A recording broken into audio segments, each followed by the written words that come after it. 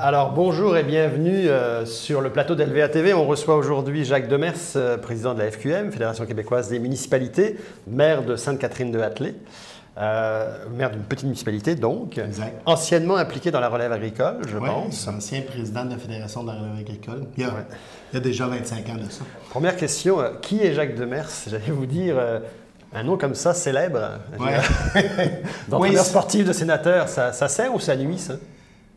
Au début, je vous dirais, surtout lorsque j'étais président de la Fédération de la relève agricole, c'est en même temps que la Coupe Stanley s'est gagnée. Ça fait que quand on présentait Jacques Demers, il s'attendait réellement.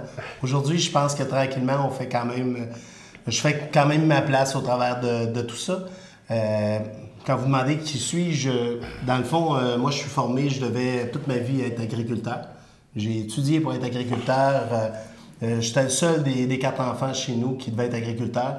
Les 3 autres sont devenus agriculteurs. Moi, j'ai fait toutes sortes d'autres choses autour de l'agriculture, mais sans être agriculteur comme tel. Puis là, tout récemment, donc j'ai vu le document que vous avez produit, vous avez fait des réclamations aux partis politiques pendant la campagne électorale, la FQM, quand je dis vous, la FQM. Oui. Et en fait, j'ai relevé 2 choses importantes. Vous demandez aux partis politiques, pour le prochain Premier ministre qui sera en place le 1er octobre, présence significative de l'État pour notamment la création d'emplois d'État en région et un ministre des régions, un poste de ministre des régions. Donc 2 questions à ça. Est-ce que tous les partis vous ont garanti en fait un ministre des régions? Et est-ce que selon vous, tous les partis vous donneront plus d'État en région? On n'a pas de garantie encore, mais on le sent maintenant dans le discours. Même certains partis commencent à dire qu'il va y avoir des emplois gouvernementaux qui reviennent. Souvent, l'exemple que je prends, c'était nos agronomes, justement, qu'on avait dans chacune de nos régions. Moi, venant de Stansted-Est, c'était l'agronome de Quatico qui venait, celui qui nous a appris en tant que jeunes ruraux et tout ça, comment élever nos jeunisses, comment monter ça. Maintenant, on ne voit plus ça, un agronome du ministère qui vient sur les fermes voir. On a perdu énormément de proximité puis de services de proximité qui faisaient la différence. Puis on s'aperçoit quand même que l'État continue à augmenter. C'est sur ce parti-là qu'on va aller chercher. C'est en disant, quand on a 10 000 nouveaux emplois gouvernementaux, est-ce qu'on pourrait en avoir au moins 50 % qui viennent en région? Puis bon, on sait qu'il y a des partis traditionnellement qui ont une tendance à la décentralisation. D'autres partis sont plus centralisateurs. Est-ce que, notamment même le Parti libéral qui a fait certaines coupes en région dans les dernières années, maintenant qu'il y a du surplus, est-ce qu'ils vous ont garanti en fait un retour vers les régions? Je ne dis pas qu'il y a de garantie. Dans le discours, on en a parlé. On a parlé beaucoup, entre autres, du ministère de l'Immigration. Quand on dit qu'il manque d'employés au niveau des régions, on se dit, bien, on a 10 % qui viennent en région. Le reste, c'est Montréal qui va chercher la grande part au niveau de l'immigration. On se dit, si on peut avoir quelqu'un du ministère qui est chez nous, qui est capable d'expliquer aux gens qui vont venir dans quel milieu ils vont se retrouver, de quelle façon que ça se vit chez nous, puis dans le même sens, si on va accueillir ces familles-là chez nous, nous expliquer de quelle façon on doit les recevoir, de quelle façon on peut aborder ces gens-là pour les garder à long terme sur notre territoire. Mais la régionalisation de l'immigration, parce que c'est un terme que vous utilisez, je pense, dans votre document, est-ce que c'est vraiment réaliste? En fait, nous, on a reçu récemment Mathieu Bock-Côté sur le plateau, il a dit « ils ne sont pas plus fous que nous », en fait, en parlant des immigrants, que finalement, tout le monde revient à Montréal. Là, on voit cette semaine aussi que la famille syrienne que M. Couillard a parrainée retourne à Montréal. Est-ce que finalement, il y a une volonté de beaucoup de gens de dire « bah oui, on va permettre d'ouvrir les régions aux immigrants », mais qu'au final, ça finit toujours à Montréal? Mais on pense qu'il faut au moins se donner la vraie chance de le réussir. Puis certains nous parlent même de tests au bout de 2-3 ans pour savoir. Nous, on n'a aucun doute que si quelqu'un vient 3 ans en région, il y a des bonnes chances qu'il parte en parlant le français, évidemment, puis probablement avec une belle accent de la région en plus. Ça va être magnifique de voir nos immigrants arriver, puis dans 2-3 ans, parler français, mais parler français avec l'accent de nos régions. C'est le défi qu'on se donne, puis je pense qu'on est capable de le réaliser. Parce que de plus en plus, on peut leur offrir aussi des emplois intéressants, puis des territoires tellement intéressants à vivre.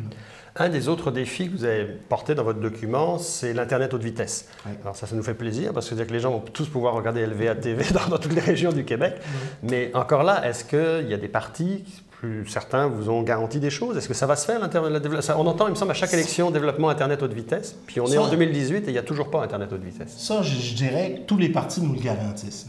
Tu sais, oui, ça va être une priorité, oui. Mais nous, on voudrait avoir un plan réel sur les 100 premiers jours jours de pouvoir. Peu importe le gouvernement qui sera en place, on pense que ce que ça nous prend, c'est un plan total. Parce que présentement, il y a certains endroits qui peuvent vous écouter sans être coupés aux 5 minutes parce que c'est pas assez rapide. Puis qu'on ne nous parle pas du 5 mégabits, parlons du 50 ou du 100 minimum en région pour pas dans 5 ou 10 ans le refaire. Présentement, quand un agent d'immeuble arrive dans une région, une maison à vendre, la première question qui se fait poser, c'est de dire l'Internet, c'est quel niveau? Qu'est-ce que vous avez chez vous?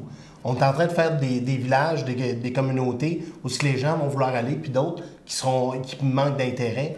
Il faut être capable de couvrir, comme on l'a fait à l'électricité. Quand on parle d'un besoin essentiel, c'est dommage, mais ça fait quelques années qu'on parle de ça. On trouve un autre terme, nous aussi, mais il faut que ça se fasse et que ça se fasse dans le prochain mandat. Alors, 2 sujets agricoles pour terminer. Un qui est très important, en fait, la loi sur la protection du territoire agricole et des activités agricoles. Vous dites dans votre document qu'il faut revoir cette loi en profondeur. Oui. Qu'est-ce que vous entendez par la revoir en profondeur? C'est quoi vos attentes par rapport à ça? Bien, on se dit, cette loi-là, elle a 40 ans cette année. On peut féliciter, je pense que ça a vraiment protégé le territoire agricole, mais de toutes sortes de façons. Des endroits qu'on entend dire, bien, ça a été délaissé complètement. De l'agriculture, il n'y en a plus dans... On parle souvent de la vallée ou près de Montréal, ce qu'on se dit, bon, bien, il s'est construit plein de choses. Mais on oublie toutes nos régions qui, eux, bien des endroits que le périmètre urbain n'a pas grandi d'une seule maison, puis que parfois on est en train de fermer des écoles. Si on veut avoir des producteurs en région qui sont là, qui veulent vivre avec leur famille, il faut leur regarder aussi des services de proximité. Une fois qu'ils viennent s'installer, ils ont des familles, veulent avoir des enfants. S'il n'y a plus d'école à cet endroit-là, comment on va faire pour avoir des agriculteurs qui sont heureux de vivre dans leur milieu? Tous les services de proximité sont reliés à un certain nombre de populations nécessaires. C'est ce qu'on veut donner en place. Nous, c'est la priorité. Les gens qui nous entendent vouloir ouvrir ça pensent que c'est pour les grands centres urbains ou c'est ça. Non, pour la FQM, c'est particulièrement pour le revoir. Puis avec les agriculteurs, régionalement parlant, la majorité du temps, on est capable de convenir de choses concrètes. Alors, beau débat en perspective. D'ailleurs, l'Institut Jean Garon, qui cohabite avec nous dans les bureaux, prépare un événement pour le 40e anniversaire de cette loi. Et dernier sujet agricole, c'est la journée pour. En fait, on enregistre en ce jour en fait, où tous les chefs de parti étaient ce matin à l'UPA pour sauver la gestion de l'offre, pour soutenir la gestion de l'offre dans le cadre des négociations de l'ALENA. Alors, on y croit, on n'y croit pas. Puis la question que j'ai envie de poser au président de la FQM, bon, êtes-vous en faveur de la gestion de l'offre d'une part? Et est-ce que le show, entre guillemets, qui est donné autour de la gestion de l'offre risque de cacher dans la campagne électorale tous les autres enjeux régionaux? C'est une bonne question. C'est sûr que la position de la FQM, c'est clair qu'on est pour la gestion de l'offre. Ça, il n'y a aucun doute là-dessus.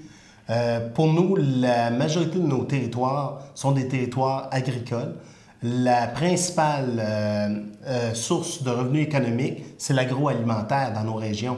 Ça fait que, sachant que la gestion de l'offre permet à des gens d'acquérir et de savoir leur revenu parce qu'on parle de capitalisation. Si on veut qu'il y ait des jeunes, qu'il y ait de la relève, bien, il faut savoir qu'à ce moment-là, il faut garantir des revenus, sinon personne ne va leur prêter. On va perdre ces gens-là sur notre territoire. Si on veut garder particulièrement nos fermes de grosseur familiale, il faut garder la gestion de l'offre. Puis on pense que pour nos régions, c'est ce qu'il y a de mieux. La Fédération supporte absolument.